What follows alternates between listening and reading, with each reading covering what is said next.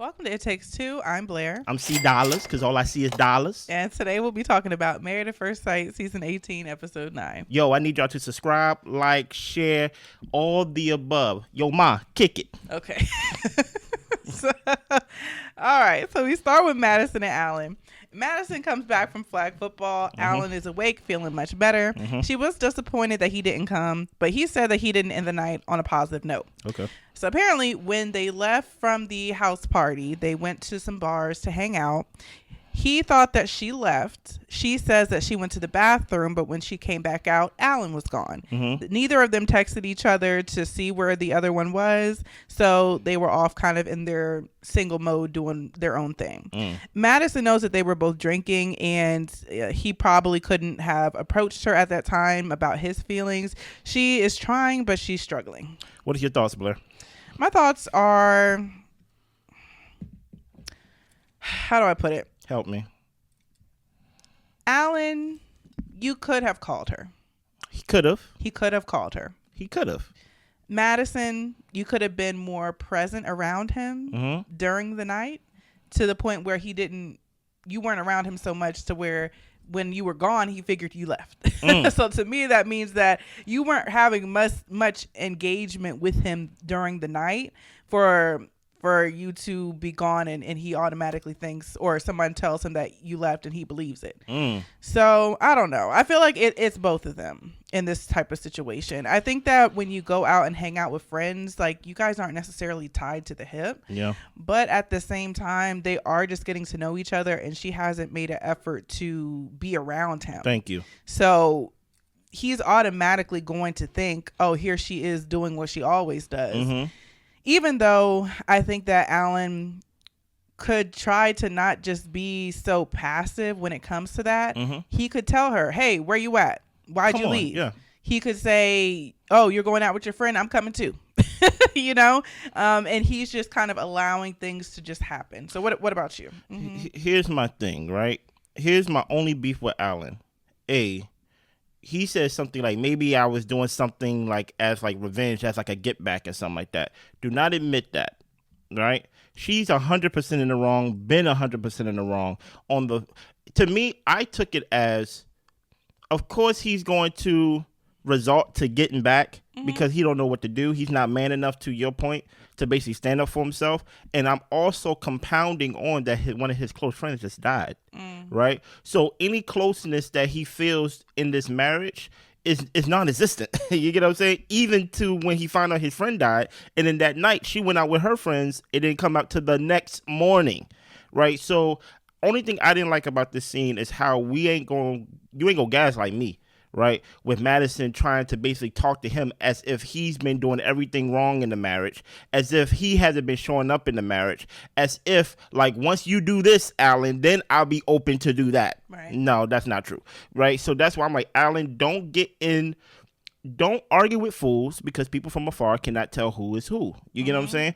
Alan, continue to be your authentic self. Continue to don't get into her games and things like that, because then she will have a leg to stand on and say, Alan didn't do this, Alan didn't do that. Madison has been one of the worst wives to Alan this season. So it's like, you don't have to go to that tick for tack. She haven't shown up for you. It's something as simple as y'all in the same place and she still don't want to be around you, like, and then somehow you're getting a talking to.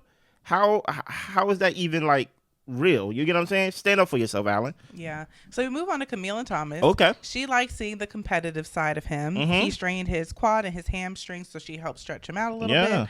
He tells her he was thinking about the conversation that they had with her sister, and he never really thought about the difficulty of being a black woman and having both of those things kind of against you in America. Of course. It helped him understand Camille's perspective a little bit more. And Camille tells him, look, it was never a deal breaker. She does like him for him, and she does not want him to change. Thomas says that he likes her too, and that's what contributed him to being in his head. Now he's feeling a lot better about where they are and in their marriage. Listen, two things can be true, right?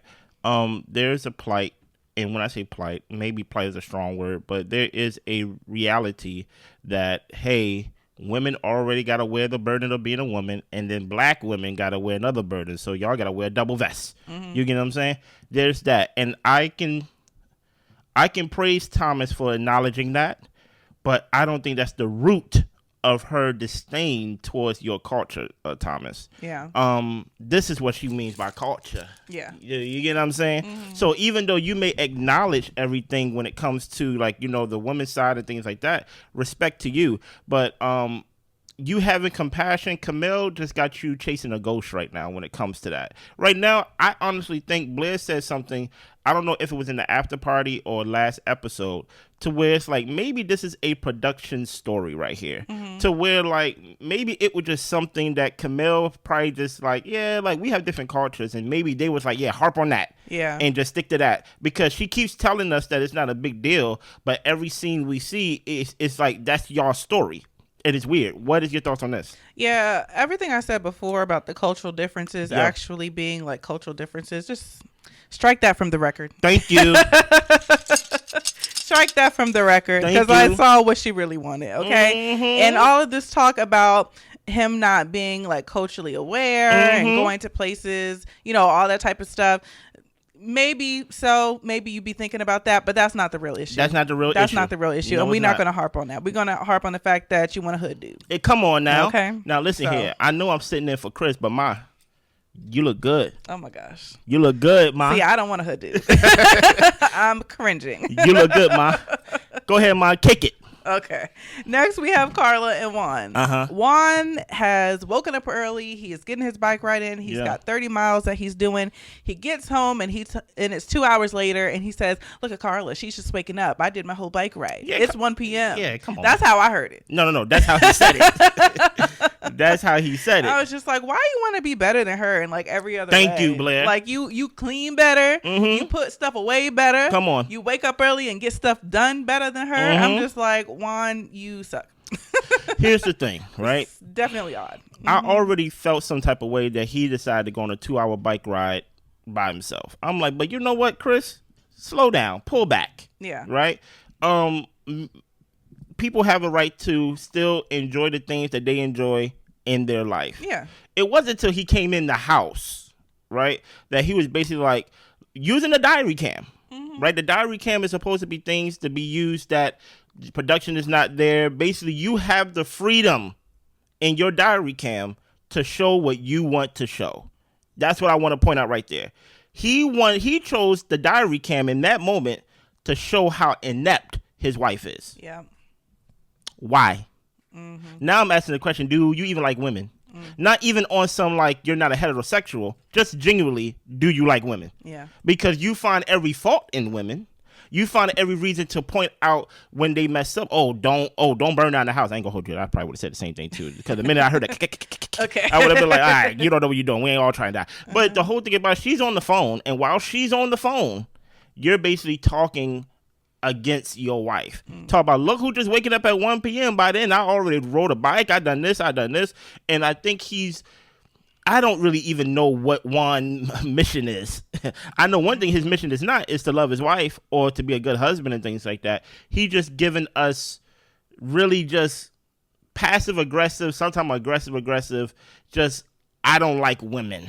You get what I'm saying? I think it just speaks more to just how self-centered he is. Yes. And just how amazing he thinks he is. Because the thing is, Ikechi likes to put on an act like he's this great thing, but I think Juan actually believes he's all these amazing things. Because I got all these things, yeah. Yeah.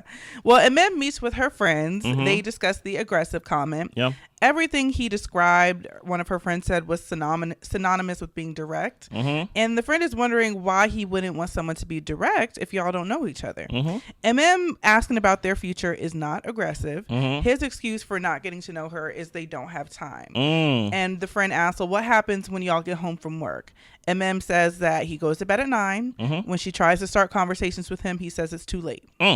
So her friend was just trying to see if he was showing up for her, and it doesn't seem like he's showing up for her as a partner.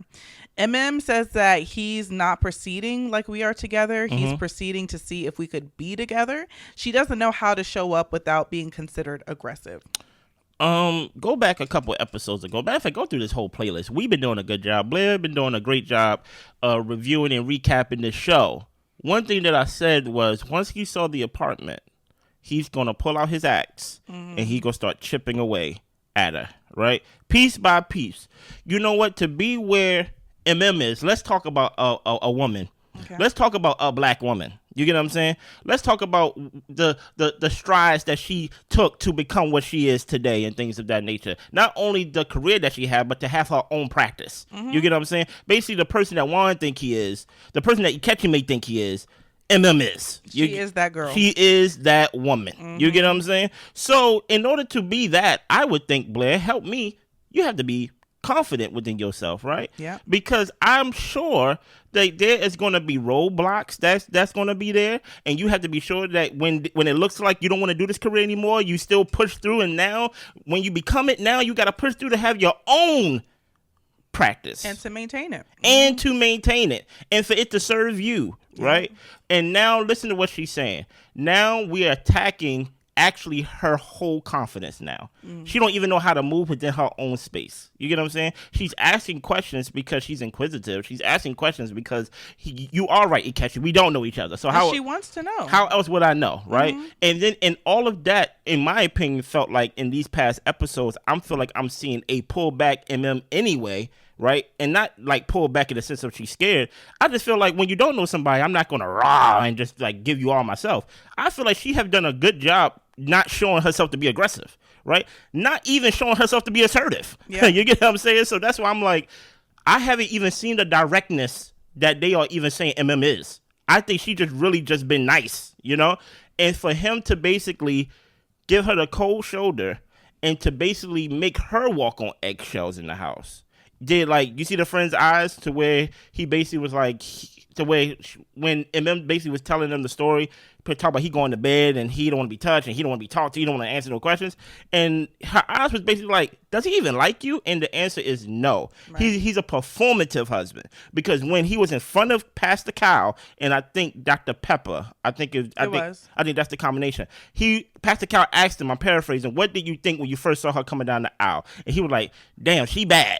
You get what I'm saying? All these things, but the whole time he hugging that couch leg. Yeah. I mean, couch arm and stuff. Not even sitting next to her. So he's a performative husband, and we are now starting to see the crack. Basically, what I've been seeing, I say he's in my line of sight. I saw Ikechi from day one. Yeah. What is your thoughts? My main thought is I just kind of want to hone in on the friend who said, well, if he, what did she say? She said the friend that was wondering why he wouldn't want someone to be direct if y'all don't know each other. Yeah. I think it's because he knows he's a fraud. Dirty glasses. And if you start harping or really digging deep, like you're actually going to see that he's not who he says he is. And he's not this well-known poet.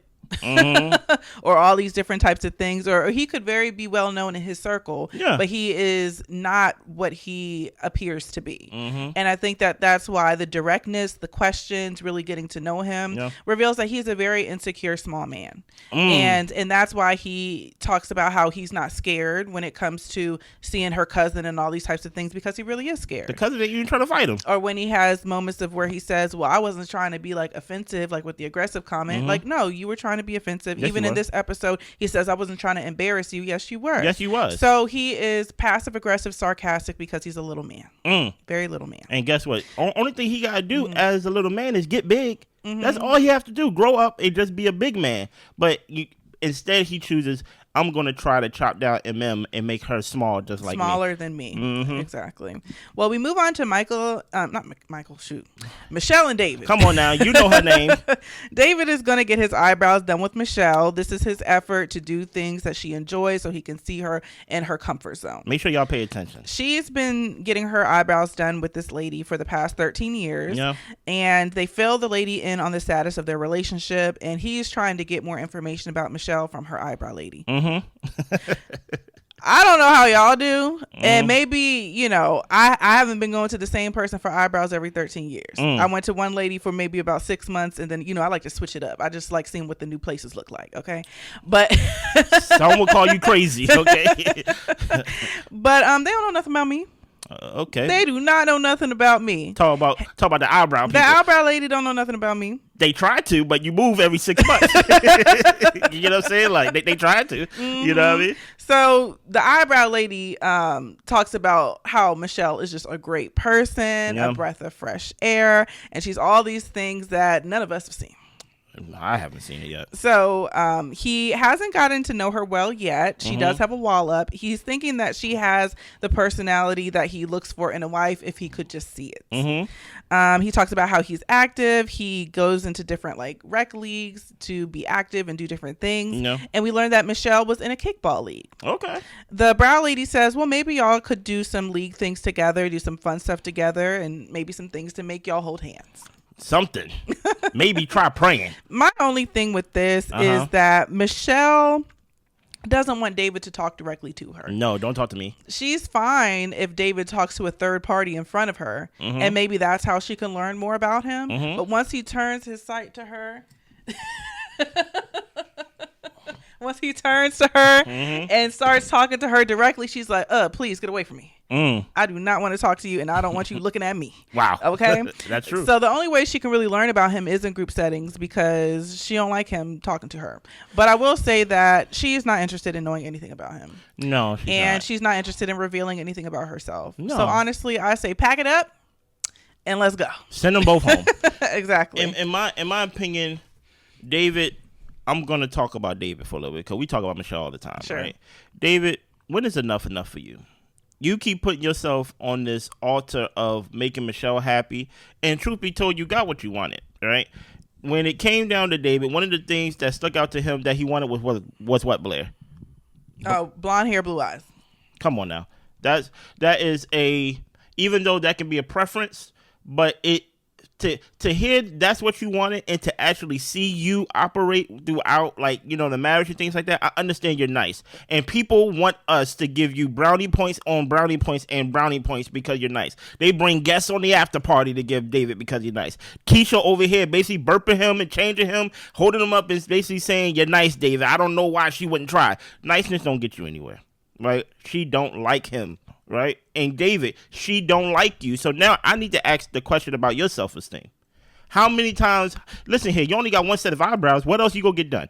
And I understand that this may, to Blair's point, this may be the only time that you may actually get a chance to actually talk about or talk to Michelle. Yeah. Is because guess what? I do think there is something in the culture or something like that. And when I say culture, I'm talking about black culture. So where they do go to the spa, they go to get their nails done, and it's the same nail lady, or it's the hairdresser, the same hairdresser. They want to get their eyebrows done, it's the same person and things like that. And there is relationship there. But my whole point is, hey, they not married to these people. Exactly. You get what I'm saying? And even then, the fact that the eyebrow lady, and I understand 13 years is 13 years, you can't fake that. But the fact that the eyebrow lady was basically sarcastic, basically saying, oh, I'm sure Michelle is so nice. You get what I'm saying? Basically showing like, I know Michelle could be a handful. And the fact, I didn't gather that. I thought she really didn't know her, and she was saying she was all these great things. No, it was sarcastic. Oh, okay. Right? It was sarcastic in the beginning, then like she laughed it off. But the whole point was that, hey, the fact that the only way for you to talk to Michelle or learn about Michelle is through the eyebrow lady, and you allowing this to happen? Come on, man. Like I'm not gonna sit up here until April, because that's how long the show gonna be on, trying to keep up for Alan and David, telling y'all, hey man, get your self-esteem and things. Like, no, like you have to put your foot down and be like, okay, if you ain't gonna tell me about yourself, I won't know about you. Yeah. I'm not going on these eyebrow dates. I don't want no more sushi. I'm not doing any more things that you don't want to do when you can't even respond to a note. Yeah. You get what I'm saying? So we move on to Camille and Thomas. Yeah. He decorates the apartment with rose petals. He has a massage table set up for her. He massages her down with some oil, kissing all over her body. He got a plan tonight. She does want to make sure that they connect sexually. He just wants to make sure she's ready, and she says it's time to stop playing around. It's time to stop. It's time to get it popping. It's time to get it popping. Here's the thing about it, Thomas. As much as she been coming for you, man, as much as she been coming for your culture and things of that nature, you better nail her to the mattress, boy. You better nail her. Put your Timbs on and get to work, okay? You better nail her to the mattress, because she's going to confirm or she's going to change her mind on what she think about you. This is where it matters. Okay. This is where you shut her up, okay? Game time, huh? It's game time. You're 100% right. Let's keep going. All right. We get a small clip with Alan and Madison. We see that they're going to spend some time watching a movie tonight. So Alan got his quiet time with Madison. Yeah, but guess what? I'm not going to talk. You're not going to talk. It's movie night. They gonna talk. That's our third party. Yeah. You get what I'm saying? So we see Carla and Juan out for lunch. Yeah. She shares a bit about her family dynamic and history, about how both of her parents are immigrants from Mexico. Yeah. There was a lack of communication with deep conversation within her family. They didn't know how to discuss feelings and hurt. Instead, they always responded with anger. Yeah. She feels that's how she never knew how to show affection or how to express herself. So she ended up going to therapy to learn how to be more affectionate and communicating in ways other than anger. Yeah. She wishes she could have had that from her parents, but she doesn't want to be the person that she used to be.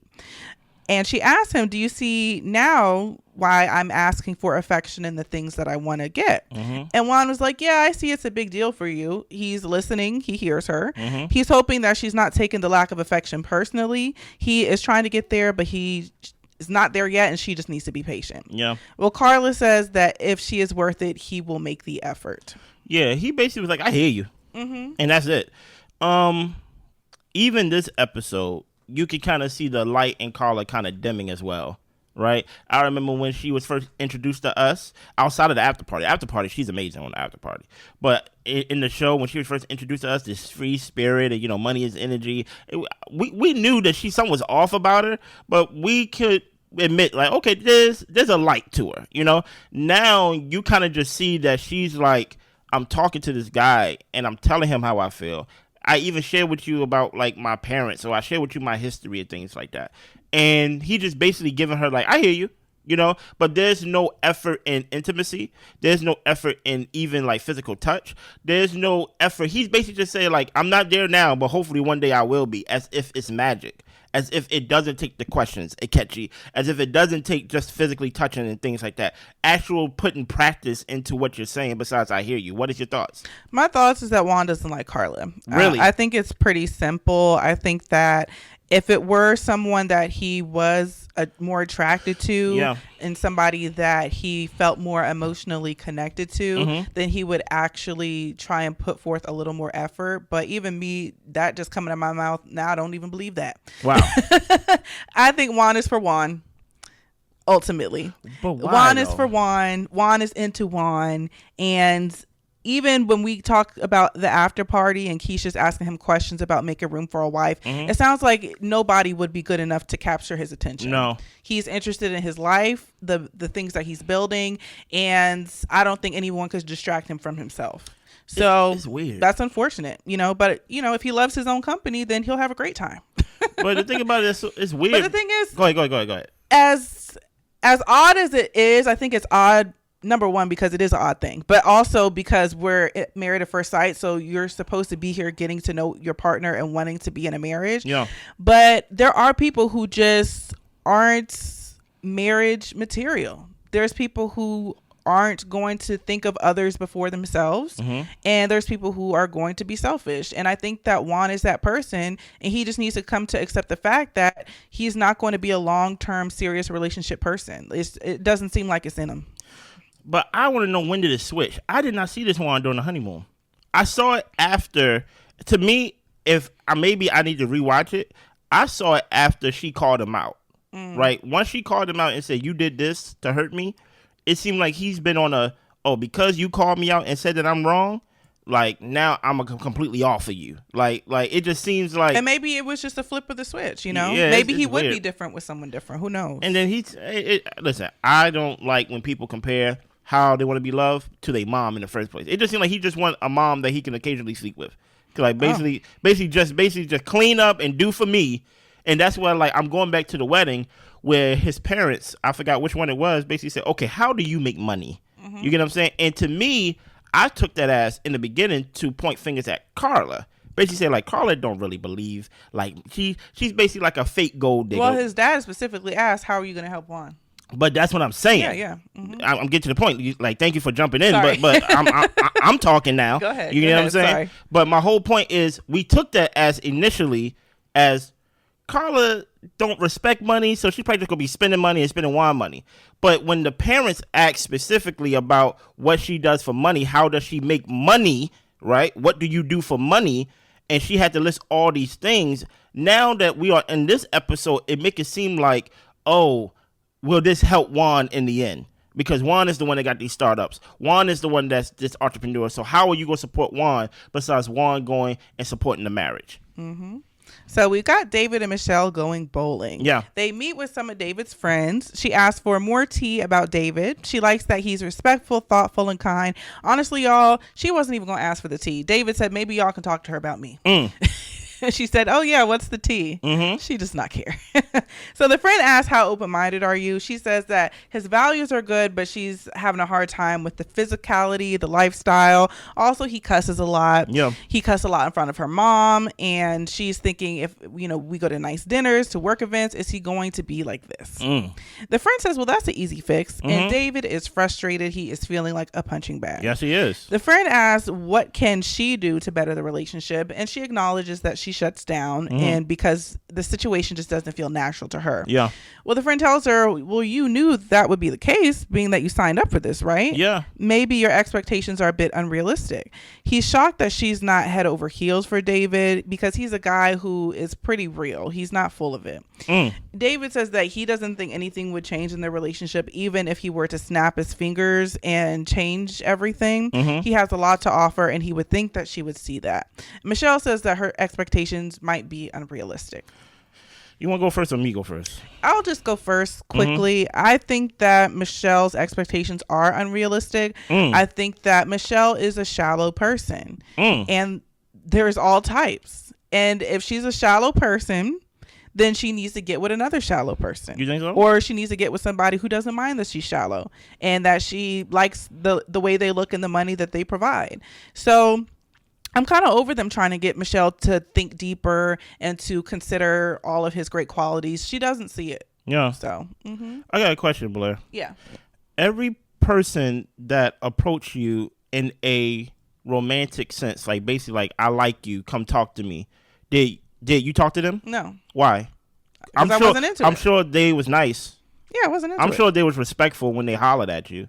I'm sure they was thoughtful, maybe, if you was to get to know them, but you just wasn't into them, right? Is that a fair reason to not be into somebody? Just like I'm just not into them. Yep. So I'm not gonna beat Michelle over the head for these next couple months that we gonna be on the show. She's just not into David, right? And now she's using those things, and I want to be very careful on my part. You can say what you say, but I want to be very careful on my part, as if we all don't have something that make us shallow in some point. Like, I understand that she may come off as a shallow person, but to me, I'm like, she's just not into him. So just because he's respectful, and just because he's nice, just because he's thoughtful, and guess what? I know y'all are his friends. That doesn't mean that she should be head over heels over him. Let's just put the pause right there. See, look what y'all got me doing. Y'all got me defending Michelle. You get what I'm saying? Also, let's not act like a person that cusses a lot in places that socially would be deemed as like, hey, it's not needed for that. It's not a sign of immaturity. He's meeting the parents. He's cussing in front of the parents, right? Now, to me, some people may not see that as a big deal, right? But my thing is, and this is where I'm going to put a little blame on Michelle, if cussing is such a big deal to you, you have to talk to him to let him know that cussing is a big deal. You get what I'm saying? And also, my problem with that is, hey, you already told him this on the honeymoon. And I'm sorry you haven't talked to him since the honeymoon, but you haven't given him a chance to correct it, right? So now you're kind of we are actually redoing the conversation of his faults. We always talking about his faults and things like that. So I'm like, I don't think that was fair that you brought up him cussing again in front of your parents and things like that to the friends. I understand that that's a real fault, because I'm like, David, you are mature. You need to know how to socially fit in depending where you are. If you amongst your guy friends and things like that, there's certain things I'm gonna say around my brothers and things around my friends that I'm not gonna say in front of my wife or in front of her parents at that. You get what I'm saying? Because who I'm around. If you view everybody as the same, then obviously you're not mature enough to realize that socially you shouldn't be doing this. So I don't want to continue to harp on Michelle, because I already know what they're doing to Michelle and what they're going to try to do. They're gonna try to make Michelle look like she's only after the money. That basically, like, you should be into David because outside of the money, he got everything else, and I will beg to differ that he don't have everything else. But I will continue on because we will get to that scene with Dr. Pia. Yeah, I have a little bit of pushback for you there. Push back at me. So we've got Madison and Alan. They meet up with Dr. Pia, and Madison talks about how their biggest hurdle is the romantic and the physical. Yeah. And Pia talks about how she knew about how they left separately from the nightclub. Yeah. Alan says that he would ignore her if she ignored him. He's used to a vibe of togetherness and normal relationships, and the nonverbal communication pieces that let you know that your partner is looking at you, thinking about you, all that type of stuff. Yeah. And Madison says she's more used to her independence and singleness. It is hard for her to break some of those habits. And in her last two relationships, they did have issues with all the activities she had outside of them when it came to her friends, her family, all these different things. And Pia tells her, so you have a pattern of not being pretty much like with or part of the person that you are in a relationship with, or not valuing them. And Madison says maybe not fully like first prioritizing them, but she prioritizes everyone in her life. Pia asks how she can prioritize Alan. And she says that it would be nice for him to give her compliments. And she wants more specific compliments about how beautiful she looks or how nice a certain dress looks, rather than just you look nice. Pia tells them that she's going to send them a game exercise for them to do, so that way they can increase their physicality and their connection. Yeah. Oh, I thought the pushback was coming now, but no, it's coming when we get to the Okay. Let me go first on this. Right? Okay. I feel like all those things can be true in a relationship, but I don't think it applies to Madison. I think Madison is giving Alan and even Dr. Pia a fake runaround. Like, I don't know how many times I've heard Alan compliment Madison up to this point. Honeymoon, even up to the point. And what have we heard Madison do in return? Criticize how he dressed. Criticize like, oh, this is a lot of colors on a hat. She ain't got to wear the hat. You get what I'm saying? She criticized him to the point where he resulted in cheap compliments, to where he's like, I got a hoop. They go outside. He got a Jaguar coupe. You get what I'm saying? He's trying to fish for something or some type of like return when he do give a compliments. Now the compliments that he do give ain't good enough. Right? She like, maybe if you like compliment me more, praise me more, and that will make me want to be with you, right? No, the thing that should make you want to be with him is the fact that y'all are together. The show did everything in their power to make y'all be together physically. They put y'all in the same apartment that you chose not to stay in the first night, and I am not getting off of that because, Alan, I feel like you should have brought that up in front of therapy. I'm tired of people, and when I say people, I'm talking about the men on the show, not bringing up the women when they are in fault, right? Instead, they are brought with a game or like a checklist of things they have to do to get the woman approval when the woman is the one that's beating them over the head this season so far. And I'm like, I just don't get it. What is your thoughts? Yeah, my only thoughts about this are that Alan is a little too passive. Yes, he is. And I think that is unattractive to Madison. I think that, I don't know if he was a little bit more, I wouldn't even say aggressive necessarily, but a little more I think she described him as a pushover. Like purposeful. Oh, you know okay. What I'm saying? Purposeful, yeah. Like maybe if he actually, because I'm just kind of thinking about what she said in the after party, and I think there was a little bit of validity to when she said that he hasn't really planned dates. Like he doesn't really go out of his way to make things happen. That's fair. And she says that when it comes to these moments with the experts, it's very heavy on her. And I absolutely agree. Like, Madison, like, be around him, please. Like, stop doing all these other things. But at the same time, if I were to look at it from a different perspective, let's say the night that they went out, right? Yeah. If Alan wanted Madison around him more, grab her by the waist. Say, you would meet tonight. Or if Alan thought that she left, call her up, say, hey, where you at? You at the next spot? We about to be there.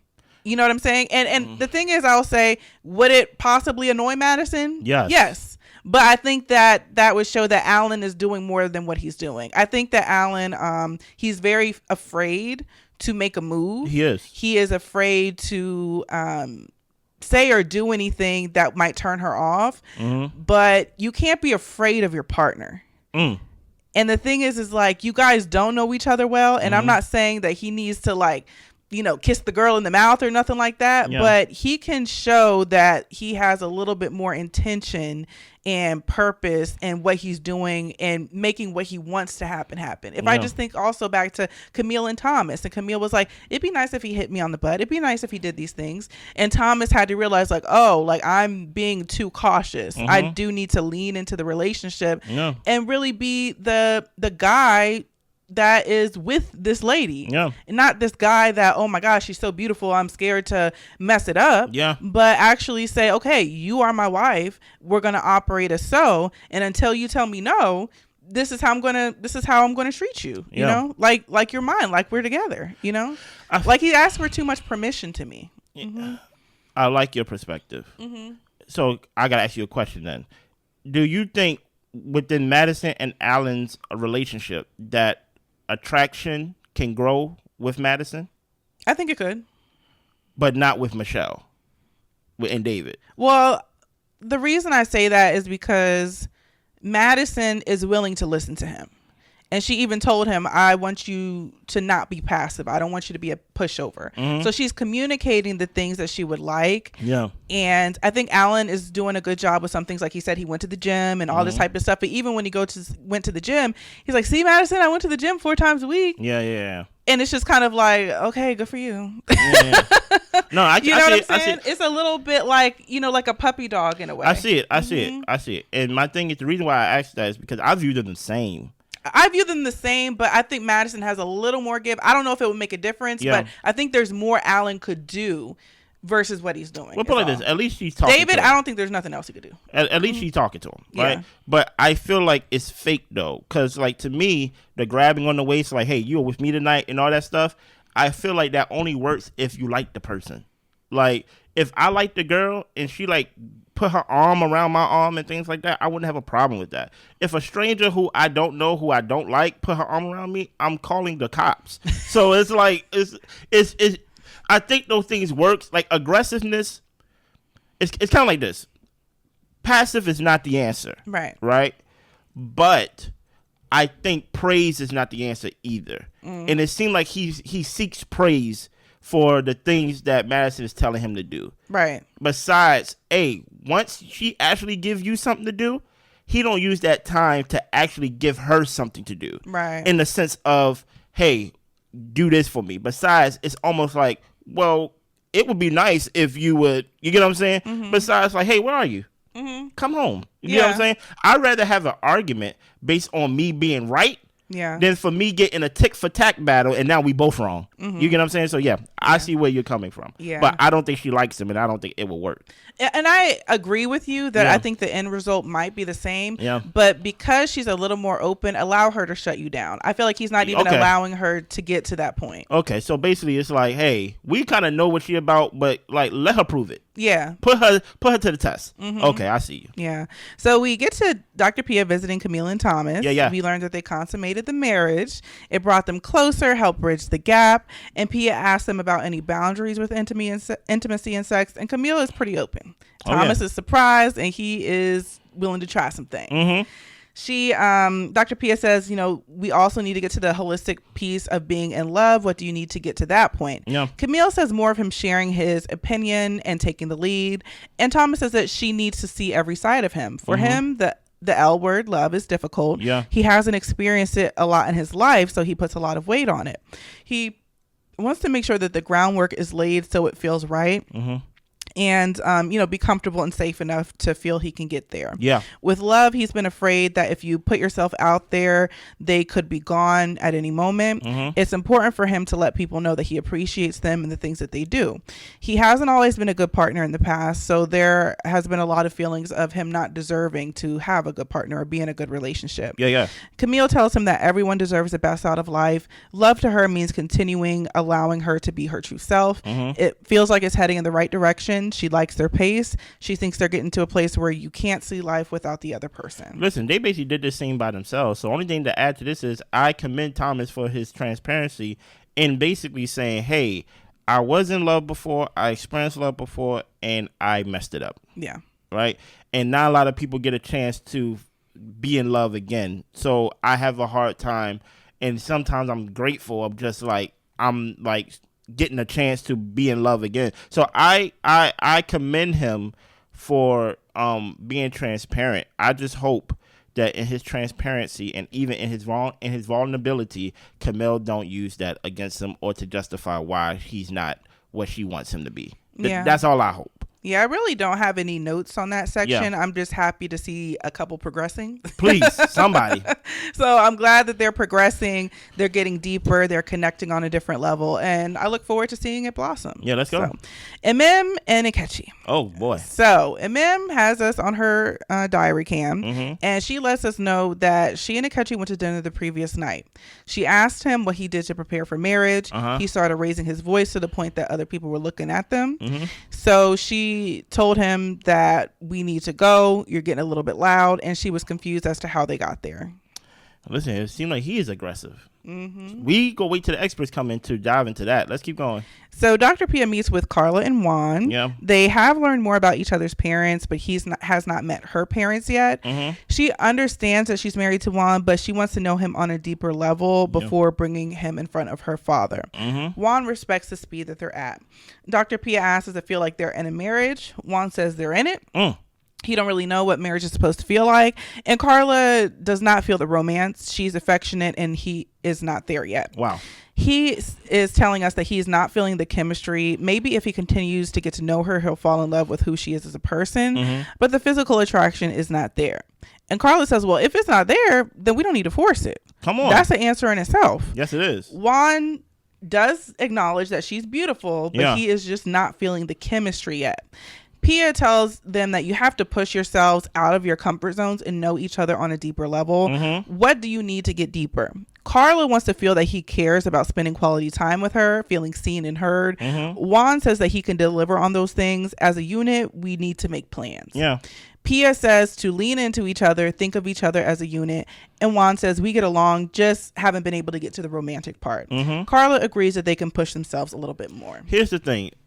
To harp back on what Blair said, that he just don't like that girl, right? So he's starting to use words that's magic words, right? He's starting to say things such as, just the chemistry ain't there yet. Let me tell you something about chemistry. As real as it is, it's also a fake thing. It's also it's something magical about it, right? Meaning that, hey, me and Blair, you would look at me and Blair and say, oh, y'all have chemistry when y'all do this show and things like that. We did not just fold the table, make the signs, put up the mic, turn it on, and just say, oh, it just automatically was like this. Go back and watch our first video. You get what I'm saying? And things of that nature. When we first got together, it wasn't always chemistry. And just because we are good at this doesn't mean outside of this show, when we try to do other things, we are good at that as well. Chemistry just doesn't translate to different areas of your life. You have to work on chemistry, right? Chemistry should just be another word that I think Juan just trying to use as an excuse of, hey, it's not automatic. And because it's not automatic, I don't want to work on it. And that's basically what he's saying. It's like, and that's what Dr. Pia and basically everybody's trying to tell him is that, hey, you have to work on your marriage. You have to actually put effort in. When she says she like being held and like being cuddled, like being touched, you have to do it. It has to feel awkward at first for it to feel natural later and things like that. But that's why it's like backhanded compliments. Like, she's beautiful, but it's like, I don't like her. And I'm just like, hey, if he don't like her, this is now the man side of it, because we got the Michelle side, we got the Madison side. This is what it looks like when a man don't like you. He will find every excuse of like, maybe it will work and things like that. But he's like, he just don't want it to work because he don't want to put in the work because maybe he's too busy. I don't know what's going on with Juan. Yeah. I really don't. Yeah, for Juan, I don't think he can deliver on the things that Carla's asking. Carla asked if she could move her belongings in, and he said, throw them away. Wow. So I actually don't know how deep Juan is capable of getting. But that's easy to do, though, ain't it? No, because some people are not like that. Some people will listen to you, and they're at the same time you're talking, they're thinking about how it matters to them or what benefits them or what do they want. Don't tell me. And they're not just sitting there listening to you talking about how you grew up with no affection, you had to go to therapy and all this type of stuff. And he was just like, well, I guess you're going to have to be patient. Don't take it personal. Do not tell me, Blair, do not tell me that while I'm asking you about moving my stuff in, you thinking about Facebook Market of how you going to sell my stuff. That's what it looked like. That's Mom was crazy. Doing. And I'm just like, there's different types of people. Yeah. And would it be possible if Juan was more into Carla? Maybe he would be more open to what she's saying and being more sensitive to her, possibly. But some people are not sensitive. No, they're not. Some people are not aware. You're right. Some people are about self, and just gathering from what we see, Juan is only concerned with himself. Now, the thing I want to mention when it comes to the chemistry, which I think makes it hard for these types of situations, is that an initial spark, I feel like, is needed. Okay. An initial drawing of people together is needed. That is true.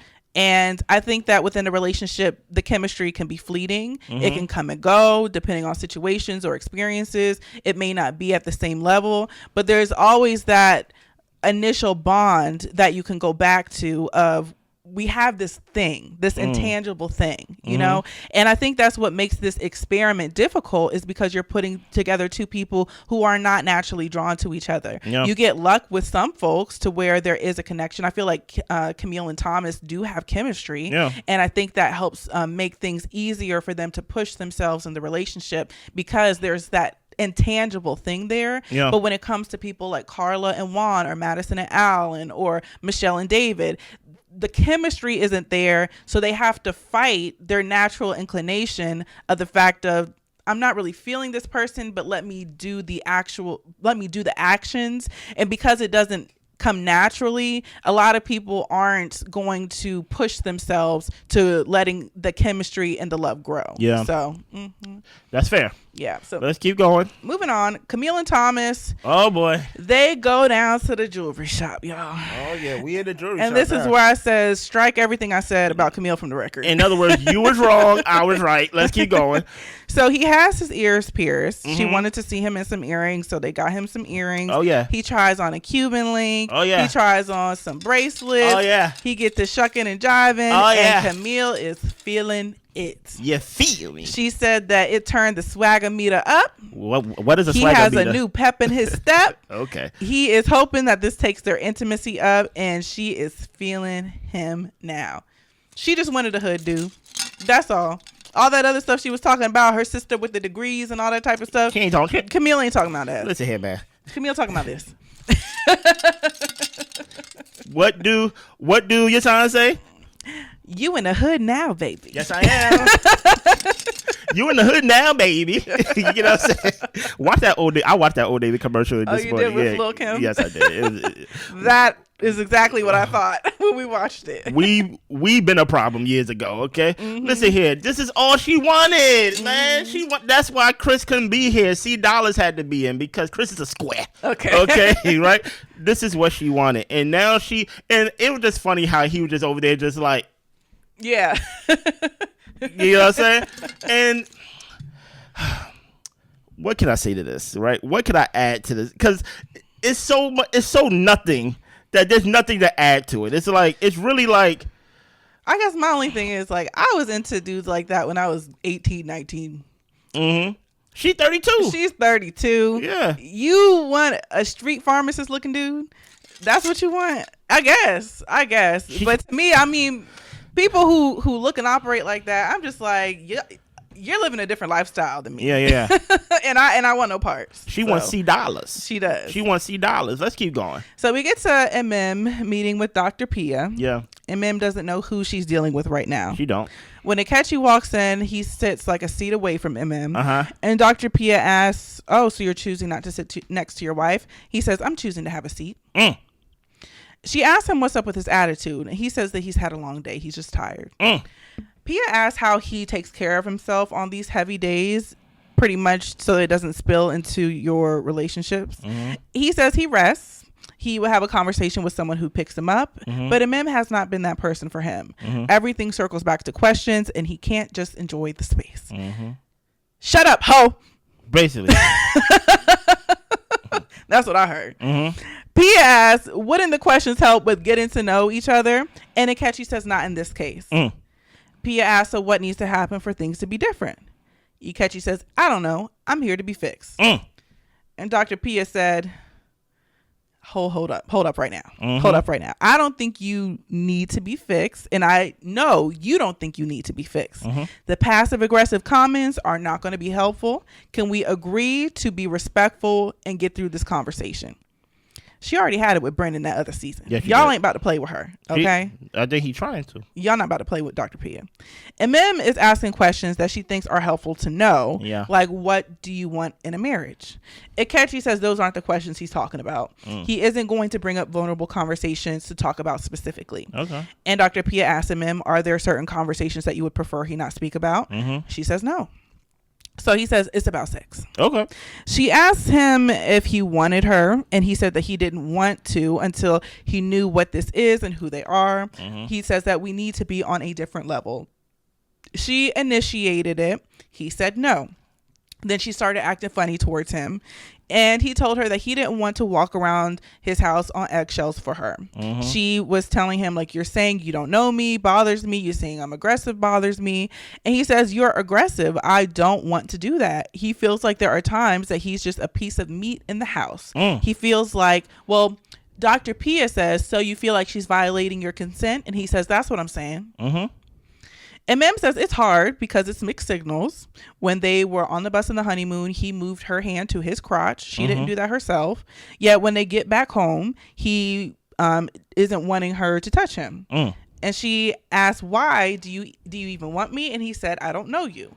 Then he said that she was aggressive. He says anyone could be there and she would treat them the same way. And she says, no, I'm doing this because I'm comfortable with you. Ikechi says that she's not denying his no because Dr. P is trying to figure out, do we need a lawsuit? Pretty much.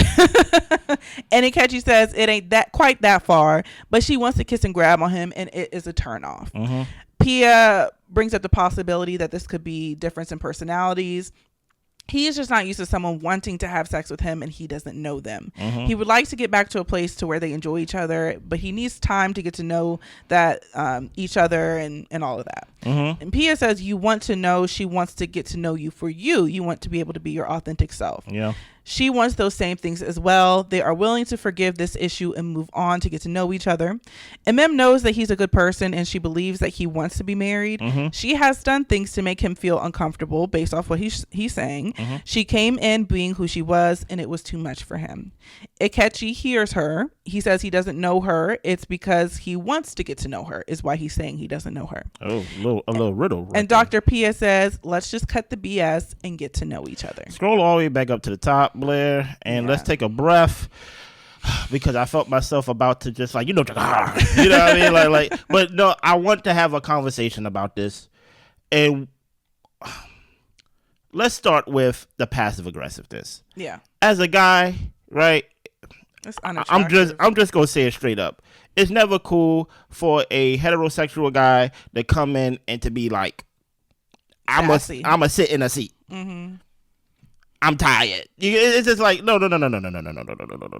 For you to be the guy that you say that you are, right, from episode 1 all the way now, like what you're showing is to Blair's point last episode, you're behind the kiss, and I ain't gonna kiss it. You get what I'm saying? And Dr. Pia ain't gonna kiss it. Nope. So this whole idea that you could come in, and guess what? I have no problem with you choosing not to sit next to MM because you're mad at her, right?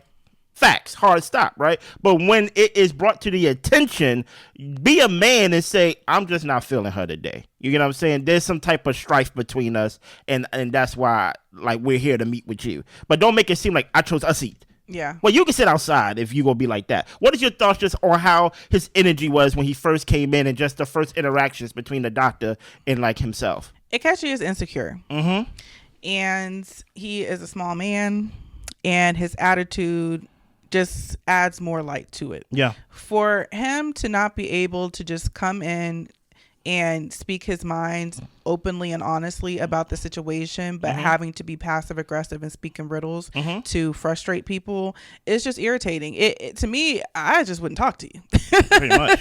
It's not worth talking to you because you're irritating. Why would I hold a conversation to try to get to know your real feelings? We're grown. I'm not peeling back the layers of an onion. Yeah. Either you are who you are, and I see who you are, but I'm not going to try to get through all of the attitude and the passive aggressiveness to actually figure out what's really going on with you. Yeah. No, like show up correct or don't show up at all. Facts. So, and then we go continue going because one thing I love, just let me get this out because I'm going to forget this. I love the fact that MM stayed quiet the whole time. Let them hang themselves, right? Let them basically, like, I'm not gonna argue with you. We're grown, right? You came in with the objective to be passive aggressive, not to really get to the issue, basically to get fixed, right? As if MM is going to, for one, not show up as her true self as intelligent, kind, nice, and all those things. What he was expecting, quote unquote, is basically like MM will come in and basically just rah, rah, rah, because that's the MM that he's describing. But I like the fact that MM was there. She was professionally quiet. And when she was asked the question, she answered it in full totality. Yeah. You get what I'm saying? What is else you got from this scene when it came down to basically he's like, she is basically, it's about sex. You know what I mean? Like, what is your thoughts on the whole MM saying, hey, I thought we was on this path of actually getting to this point, but he switched up on me, and now he's like, don't touch me because I don't know you. It's like, what is your thoughts on that?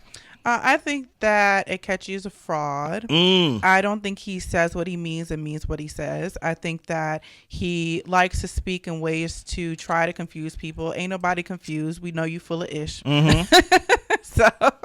So I think he just thinks that he's smarter than everybody in the room, and clearly you're not. I mean, you're in the room with a psychologist, sex therapist, Dr. Pia, as well as nurse practitioner MM. Yes. So the people sitting down next to you, you're not even half as educated as them. Help me. But you want to sit up here and talk in ways that they have to try to dig to figure out what you're saying. Don't nobody care what you're saying. No. Let's get up and go.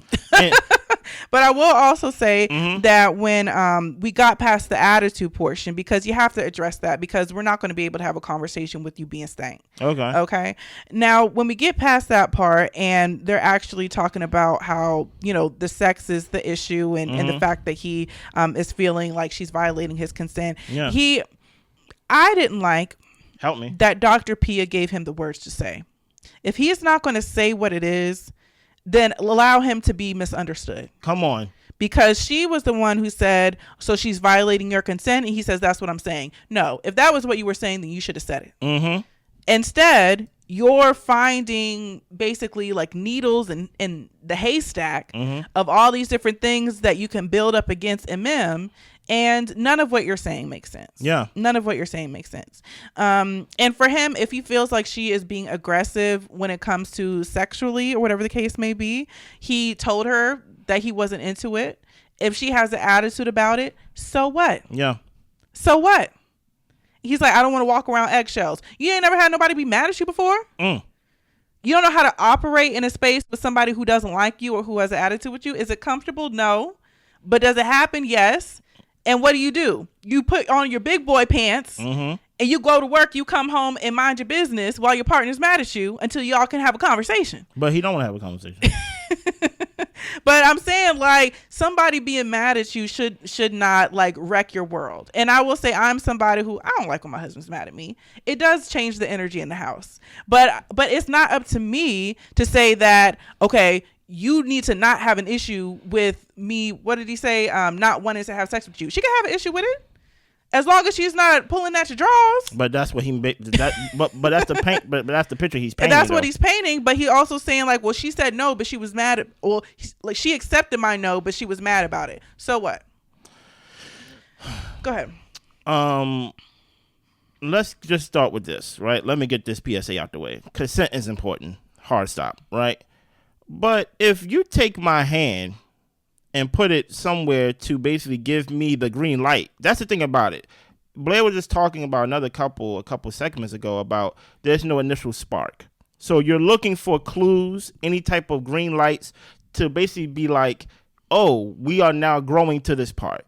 So when we sitting on the bus and things of that nature, you can take my hand, Akechi, and put it in your nether regions, as MM said, right?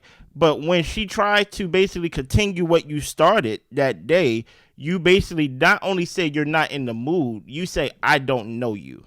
Okay, now let's start putting the pieces together, because now I can understand why MM's motivation is the questions. Because if his thing is, I don't know you, then I'm going to bombard you with questions and questions and questions just so you can ask me questions as well so we can get to know each other. Does that make sense, Blair? Right? So now I'm putting the pieces together. Yeah. And now he's like, now when she's trying to get to know him, he's like, don't try to get to know me. What is that riddle he said? He said, don't try to get to know me, or don't ask me questions. Just let me know you. It's just something dumb. It's like he wanted to enjoy the space. Enjoy this. It's like, no. It's like, if you basically, if the red light that you gave her was, I don't know you, not just a no, or like, I'm not in the mood, then it makes sense that she's going to ask questions and things like that to basically progress the relationship, so y'all can get to know each other, so y'all can resume. That's the thing that I want to make sure I say. Resume what you initiated. Yeah. And I also want to make it clear that when I talk about him being like not wanting to walk around eggshells in the house and how she was mad at him, all this type of stuff, I don't even believe that. I don't believe she was mad at him. I think she's more confused. I think she was confused. I think that Akechi internalizes and changes the reality of situations, just like the whole fish taco debacle.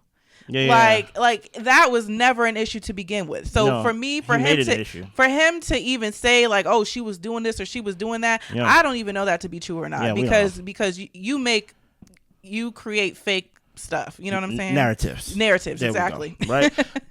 Also, before we move on, unless you got anything else to say about this scene. Go ahead. The other thing I wanted to talk about is when MM talked about how she said that she was too much for him. It took me back to when they were at the honeymoon.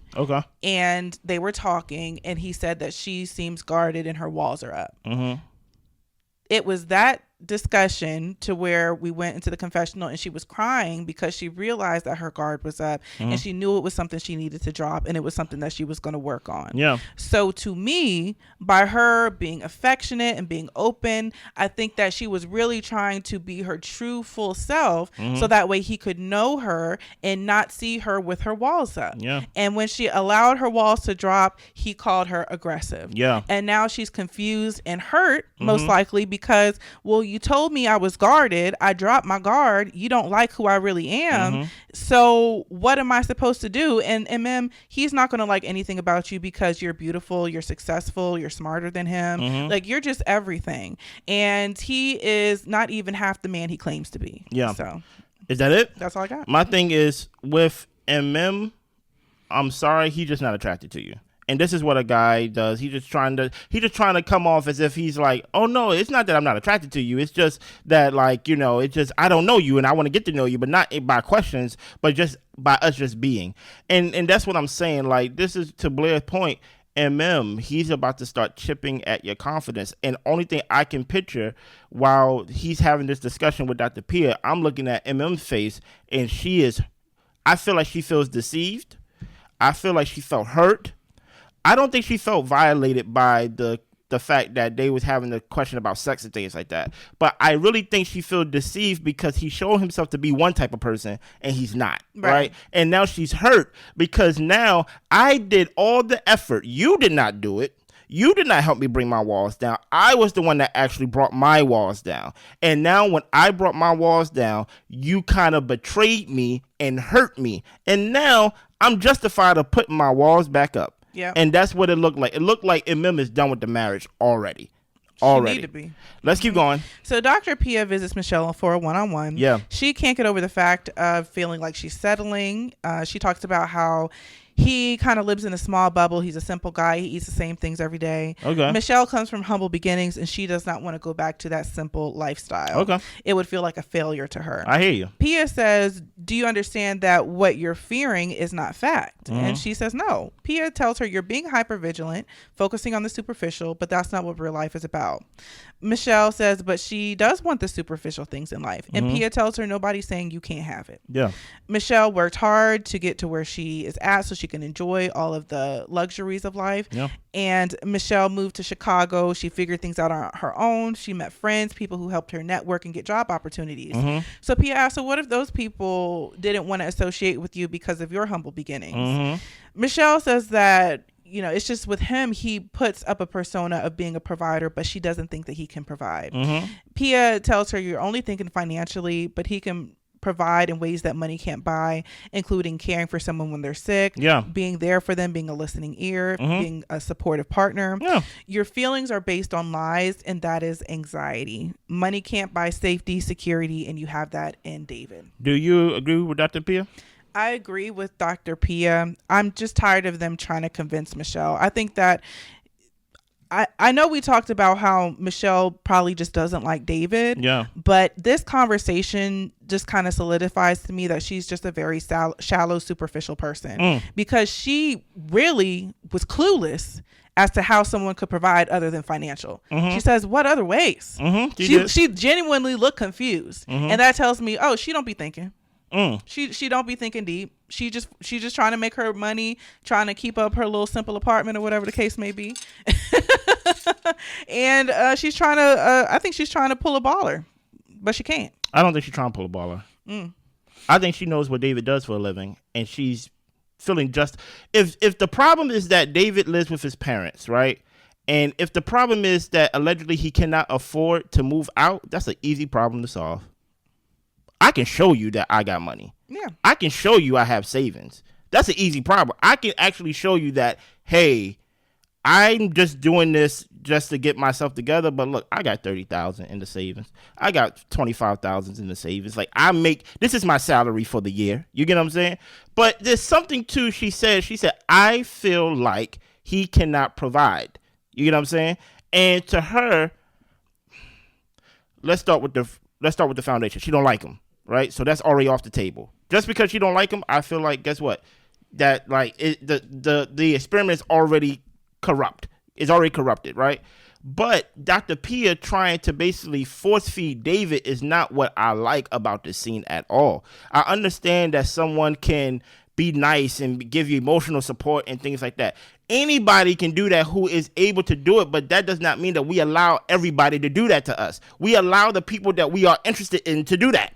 You get what I'm saying? So that's why I'm like, there is something about David and something that what he does for a living. I understand he has 2 jobs, right?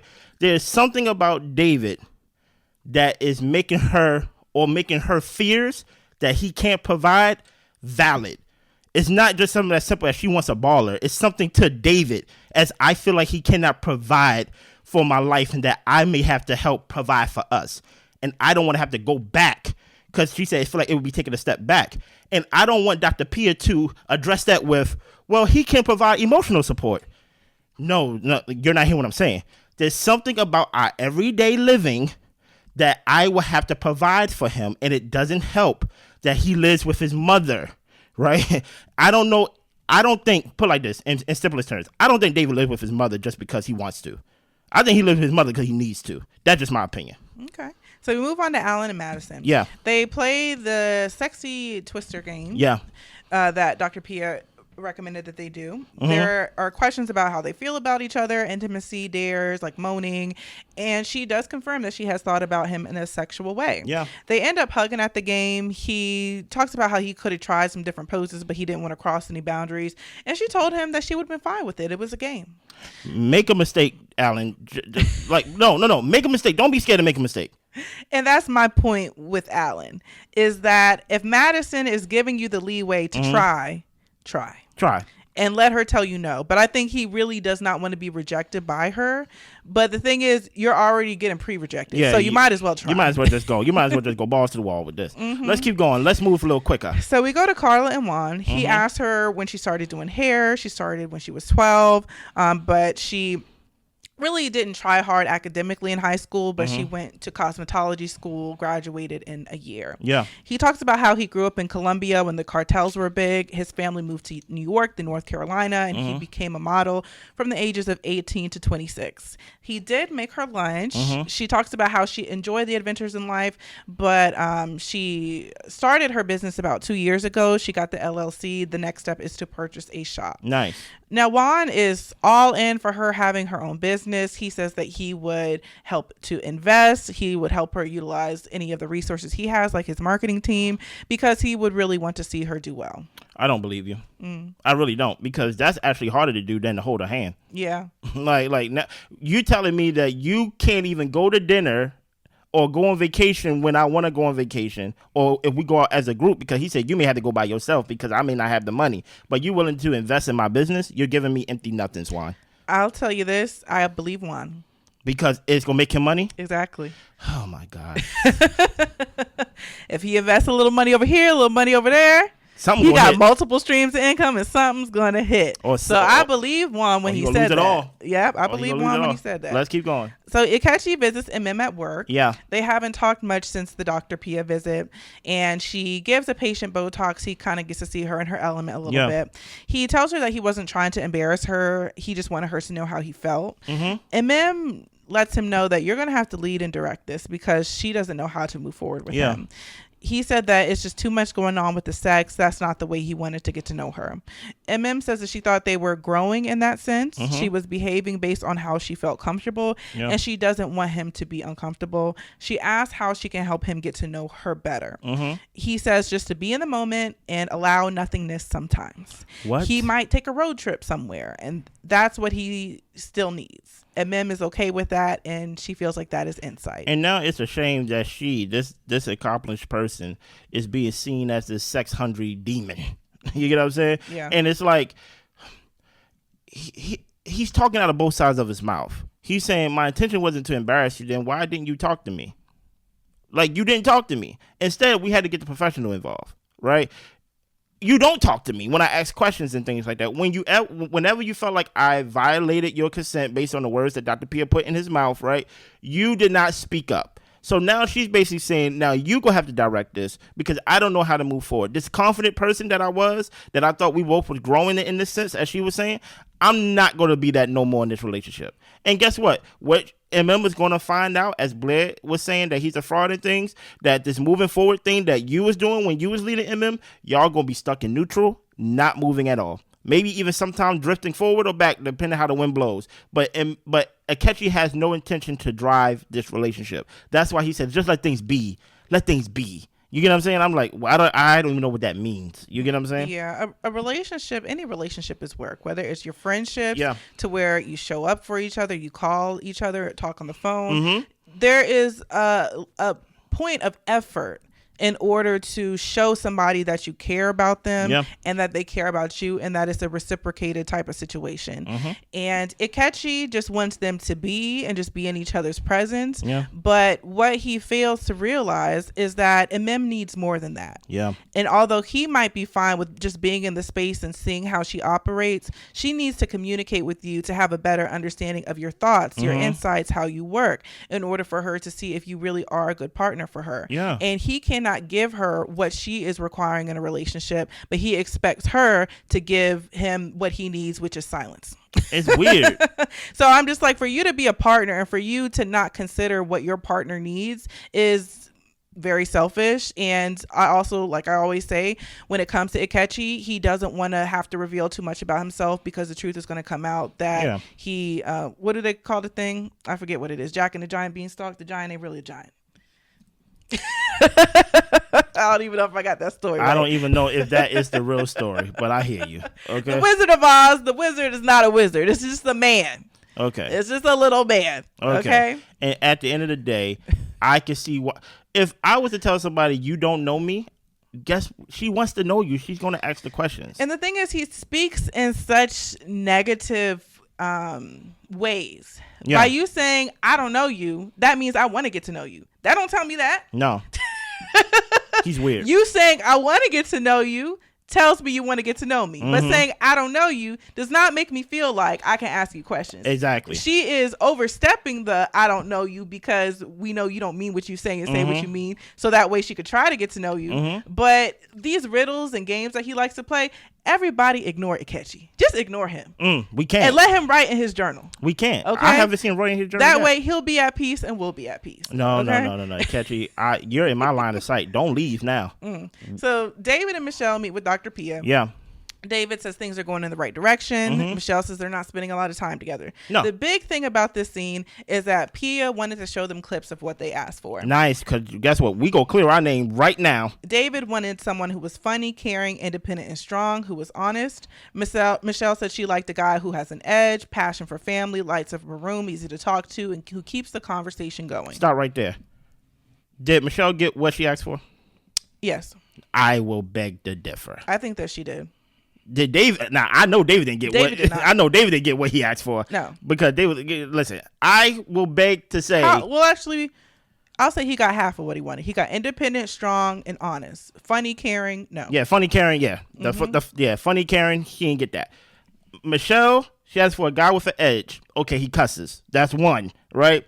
A passion for family. He lives with his mama. That's very different. Because at the end of the day, I think he has a passion for his family. The closeness that was showed at the wedding with his brother. I understand that. I understand that. But he lives. But they took that as, guess what? I hope a lot of people don't hate their mama. I hope a lot of people don't hate their daddy. Right? The father hates him smoking.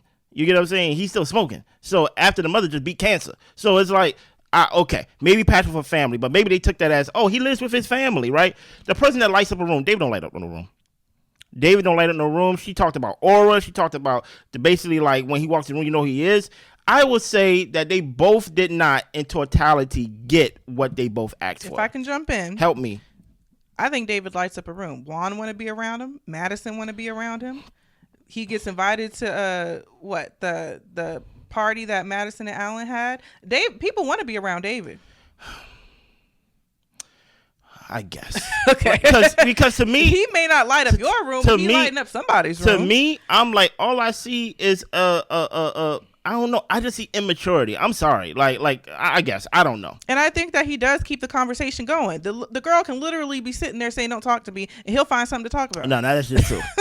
That is true. He keeps the conversation going. Mm-hmm. Let's keep going. So Michelle is annoyed because she feels like Dr. Pia is trying to call her out. That is true. So Dr. Pia excuses David for them to talk. Uh-huh. And Pia says that you haven't given yourself the opportunity. You asked for these things. He's exuding these things. Is it something more than the financial piece? It doesn't seem like it's just that. Be honest with yourself and him. He wants a connection and chemistry, but it can't be built if you don't give more of yourself. Yeah. Michelle tells Dr. Pia she's right. She needs to do better at expressing her feelings, but when she's in her head, it's hard to do. Yeah. So David returns. Pia shares with him why your values and goals are, or asks why their values and goals are important. Yeah. Michelle talks about having big goals and not wanting to live a small town life. And David says that's eye-opening because he never knew that about her. He knows that she's worked hard and it wasn't his intention to call things simple as a dig towards her. Yeah. Pia says that's why you guys should talk. You're holding back, articulating yourself, and he can't see the open side of you. And it would be great for you to see the good sides of him. He's not trying to change you or limit your dreams or goals. She tells him to let the man in. What is your thoughts? What is your pushback, if you remember what it was? My pushback, dang, I forgot what you said. Do you remember what you said? I wish you would have just said it right then and there. But anyway, it don't matter. What is your thoughts on this scene? My thoughts on this is pretty much that I'm just tired of people trying to make Michelle try. If Michelle is hell-bent on not trying, let her go. Then let her go. Please. Tell her to leave, actually. You've been here too long. So my thing is, she said it when she excused David out the room because Michelle, I think what she felt was gaslit, right? She felt gaslit in the moment when Dr. Pia put out that iPad and started showing the clips. And I can understand that it may look like I got what I got, but here's the thing about it. What I got, or the things that was described that described David, it looks different on a man than it does on a boy. So guess what? A frat boy is going to keep the conversation going. Everybody want to be with the frat boy. Everybody want to be with the young guy and things like that because he's young. He got energy and things of that nature, right? But funny, what is the descriptions again of David and things like that that she asked for in the clip? She asked for edge, passion for family, light up a room, easy to talk to, keep the combo going. Edge look different on a man than it does on a younger boy. On a boy, it may be somebody who cusses a lot. On a man, it's someone that is assertive, someone that doesn't someone who's not passive, someone who doesn't ask for permission, someone who's basically direct. So even though it can be the same thing, it looks different depending on where you are in your life, right? My edge when I was 16, when I was in the streets and things of that nature, is very different than my edge when I'm in my 30s. You get what I'm saying? Also, when it comes to passionate for family, yes, I'm passionate for family. I go visit my mom. I go visit my dad. Do anything need to be done in the house? Not me living in the basement.